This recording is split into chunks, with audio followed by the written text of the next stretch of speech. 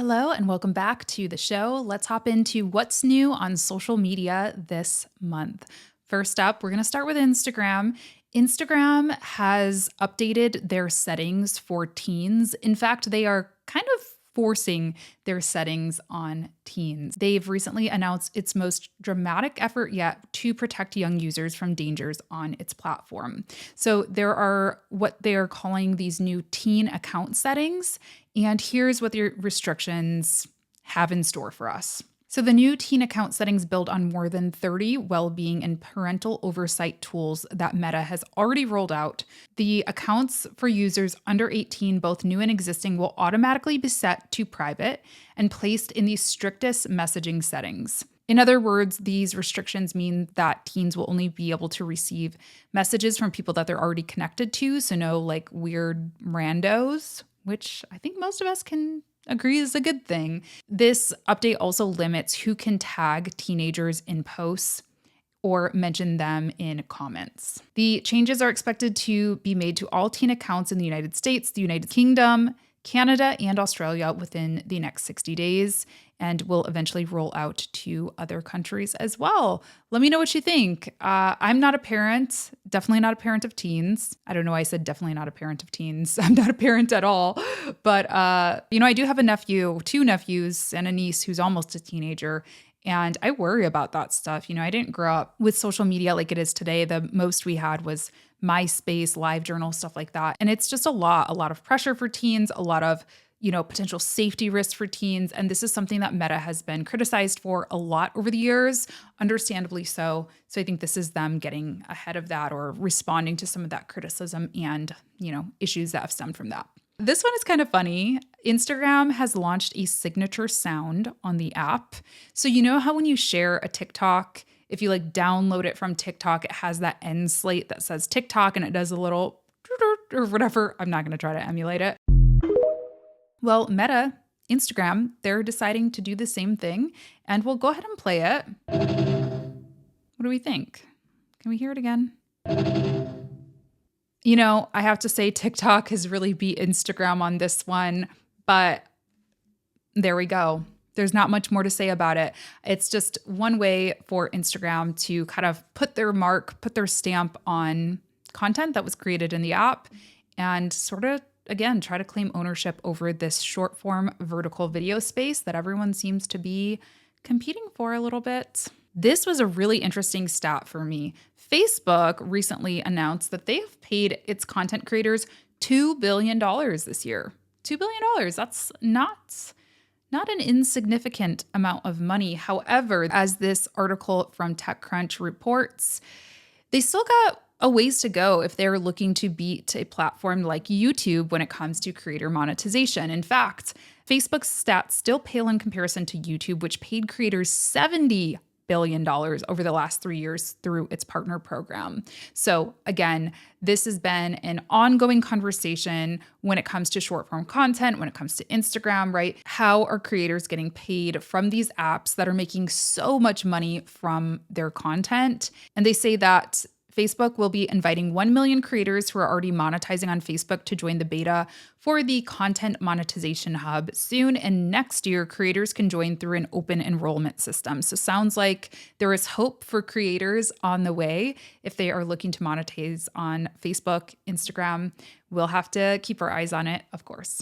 Threads had quite a bit for me this month. First things first, our edit window has lengthened. Unlike X, Twitter, whatever, Threads has pretty much straight off the bat allowed us to edit our posts, which a lot of people really like. This was like a big kind of running joke on Twitter. Everybody wanted the edit button and then you had to pay for it. And anyway, Threads gives it to us for free. And Adam Mosseri, head of Instagram, posted on Threads that we've heard you'd like more time to edit your posts. So starting today, you'll have 15 minutes to make those changes. And he goes on to add, I know this will come in handy for me because yeah, we all make mistakes on our Threads, especially when we're typing on our phone. So that's great to hear. I'm happy to hear it. Another quick piece of news is that Meta has acquired the threads.com domain name.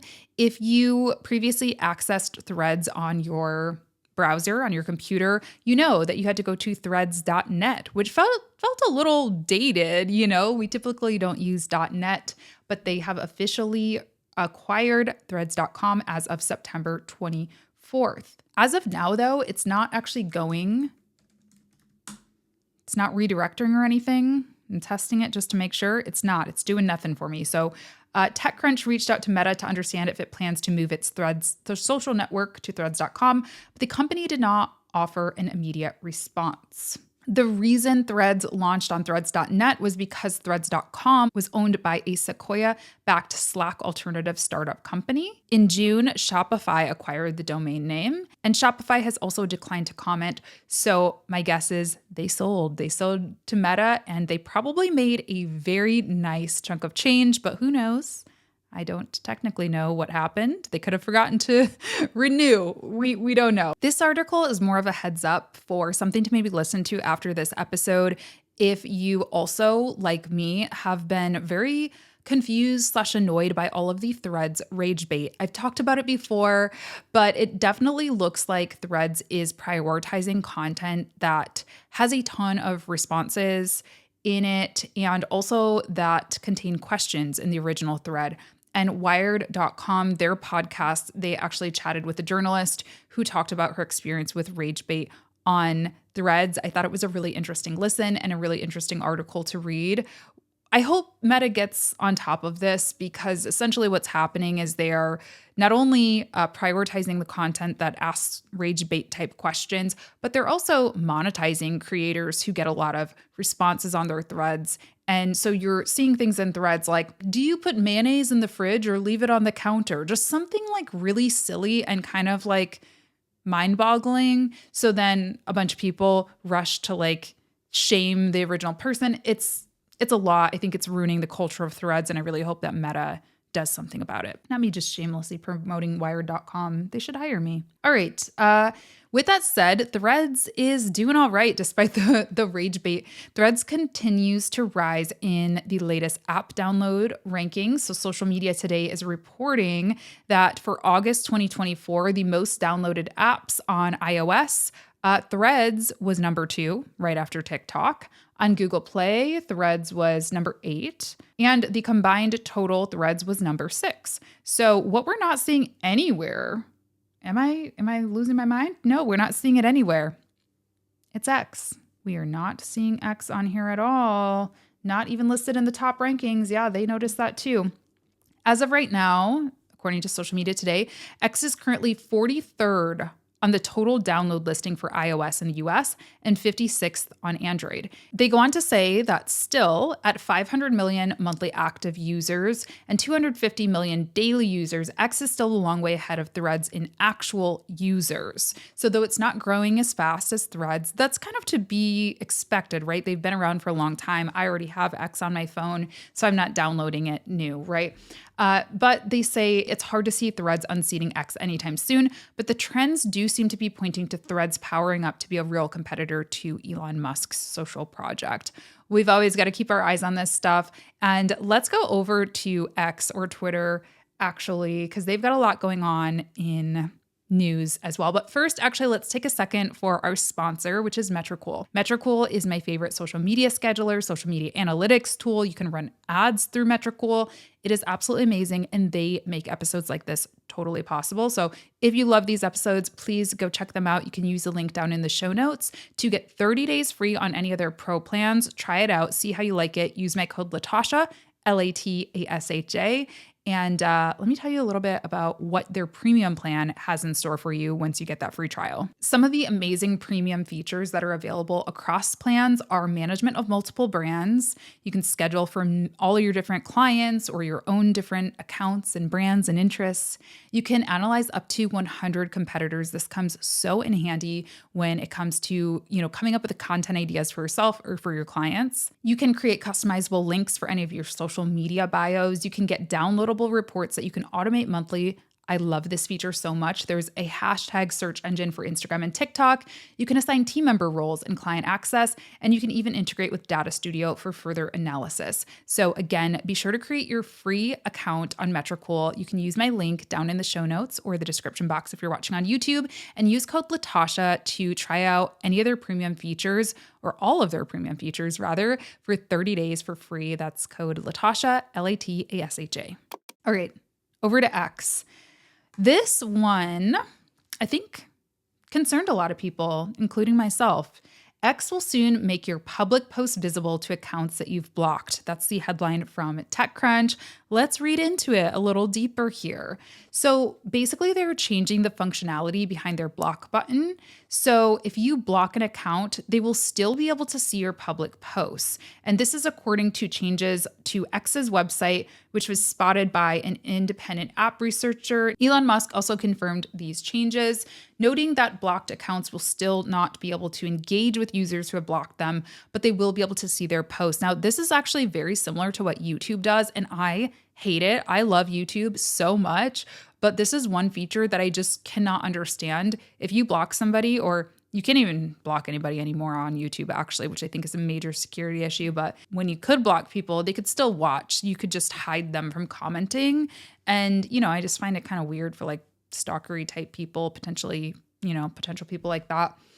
So it's just something to keep in mind. And, one of the reasons this is being brought up is that if you currently have an X account and you've blocked people in the past, just be aware, be aware that they're going to see your stuff. You might want to consider putting your account on private. Musk said in his tweet that it was high time this happened. It's not exactly clear when this is going to change. Let me know if you've noticed this, any changes to this already. I don't think I'm blocked by anybody, so I guess it would be hard for me to test it out. Who knows, though? I'm sure I'm blocked by somebody. They also are doubling down on video with a new TV app. This is interesting. So X has definitely made it clear that they want to invest in video. They have made some controversial moves by hosting people like Tucker Carlson and so on and so forth. Anyway, they have a new app actually for TV. And some users are noting that a beta version of the app is already appearing on Amazon Fire and Google TV. No sign of it yet on Apple TV, Roku, or other TV platforms. But Linda Yaccarino, the CEO of X, had already confirmed plans for this in April. So we're seeing a little mock-up of it coming to life now. Would you pull up Twitter, X, on your TV and watch it? I'm really curious. I do this with YouTube all the time. In fact, that's kind of what my TV is for. I very rarely use streaming platforms like Netflix or Hulu or anything. I'm pretty much always watching YouTube. It comes in handy when it's like my lunch break or something and I just go have lunch, want to put something on quickly, but I don't want to watch like a 30-minute episode or a 1-hour episode. So honestly, this could be nice, but I don't even know who's creating video content on X. So let me know. I know there's a lot of sports on there. That's a big thing. We're seeing some iJustine in the mock-up. I don't know. All right. TikTok. Let's go over to TikTok. So they have introduced a delete and re-edit feature, which I am so excited about. So I'm just seeing some screenshots via LinkedIn, via Threads. So I am not sure on the exact timeline. I'm not seeing this in my app yet, but it does look like it is coming at least. And essentially you can delete your TikTok without having to go back to the drawing board and completely do all of your cuts again if you want to repost it, which is really nice. Sometimes you just forget, like, oh shoot, I wanted to use a different song, or that clip looks weird, like when it comes to the play controls and things like that on the phone. So this will be really, really nice. Obviously, this only works if you are editing within TikTok's actual editor. If you're using a third-party tool or even a ByteDance tool like CapCut, you will not be able to do that, of course. But I think this is a very exciting feature, and I hope it rolls out to everybody soon. TikTok has also released a new type of ad called search ads. They say on their official TikTok for Business site that the landscape for search is changing, with more than half of people now preferring to research products on video and social platforms over traditional browsers. Quite a compelling stat when we say that out loud, huh? And they say that 50% of users on TikTok utilize its search functionality and 23% search for something within 30 seconds of opening the app. Wow.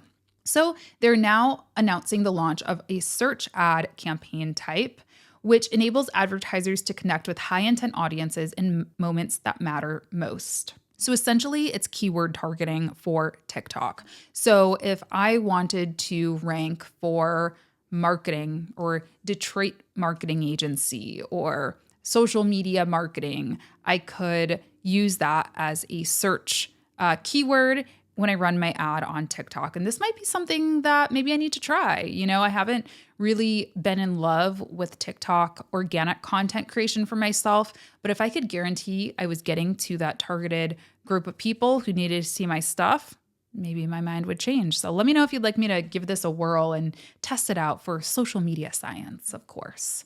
And let me know if you'd use it for your clients. I think there's a lot of potential with this. Something in the more newsy political world, TikTok has removed Russian state media accounts from its platform for, quote, covert influence operations ahead of the US election. I cannot believe it. We're only like a month away, actually a month exactly away from Election Day. Is that correct, or is it the 5th? Everyone, Election Day is November 5th in the United States. So a month and a day.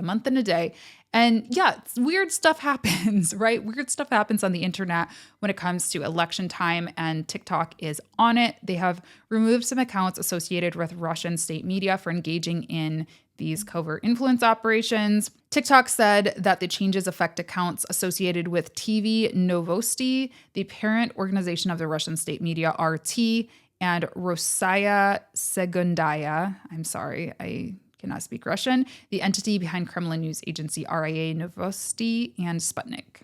Okay. TikTok's announcement came a week after Meta, which owns Facebook, WhatsApp, and Instagram, said that it has banned some Russian state media accounts as well. So fun, I suppose. LinkedIn. Do you guys remember those LinkedIn Top Voices badges? I've always been skeptical of them. And I don't mean to burst anybody's bubble because a lot of people were excited about them. Essentially, there were these collaborative articles where you could, you'd get picked based on your profile. It would say, hey, Latasha, you're asked to talk about content creation or social media management. Give us your best tips in this collaborative article. And you could add a little soundbite, not actually a soundbite, add a little quote, type it out. And as people got a lot of these under their belt, they would get a Top Voices badge. Well, LinkedIn's actually now removing those Top Voices badges. And, it was pretty short-lived. So it was an exclusive blue badge earned by invitation only, which signified that each member was a leader in their field. In a recent update, though, LinkedIn announced it would be removing it.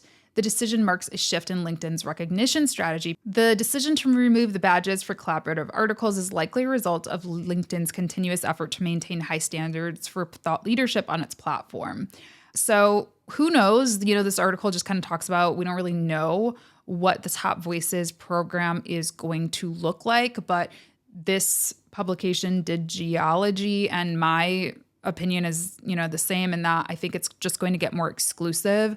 I think it was a test. I personally think it was a way to train LinkedIn AI. I mean, that's just like my tinfoil hat. I mean, it's not really tinfoil hat, actually. We're going to talk about this in a second, but that's what I thought. So I never really contributed to those because I just had no interest in training an AI bot personally, or they just wanted to build up the program and get a lot of people excited about it. So that's gone. So don't spend too much time for your clients or for yourself contributing to those because you won't really get a badge for them. Not to say they have no value, but you won't get the badge. And with that said, LinkedIn is training AI with our data, according to PC World. And, I think according to LinkedIn themselves, they've said this. So this article says, seemingly every large tech company these days, LinkedIn is injecting generative AI into its platform. But they're now scraping its user data to train its artificial intelligence systems. Naturally, you're opted into sharing your data with LinkedIn's AI for free without any kind of message or alert, unless you're in the European Union. We've talked about that before. They have a lot stricter policies than America. But you can opt out of it. So that's good news. There is a very easy way to do it. I'll go ahead and give you the instructions for it if you want to do it right now. You just go to your account on LinkedIn, you go to settings and privacy, and then select the data privacy tab, then select data for generative AI improvement and turn it off if you would like to turn it off. And lastly, a quick note on our friend's YouTube, my friend YouTube, your friend YouTube, if you're watching on YouTube. YouTube will now allow creators to edit out rule-breaking elements in their videos. This is very exciting. According to YouTube themselves, we're testing out a new feature that would allow creators to edit some of their content if it's been age-restricted or removed due to certain community guidelines violations. If the problematic portions of the video are addressed, the age restriction will be removed or the video will be put back on YouTube. So if I accidentally left something in my video, or not accidentally, but there was just something very inappropriate and I got a flag for it, YouTube is testing out the ability to just let me go through, edit, cut that portion out and put it back up, which is good. I think sometimes people just make mistakes. They leave stuff in. They don't fully understand the rules, and having those strikes on your account or having your whole video taken down can really impact, everything about your YouTube career and growth on the platform. So I think this is a win. We'll see how it goes. Hopefully people don't abuse it and, put things in just to see how much they can get away with.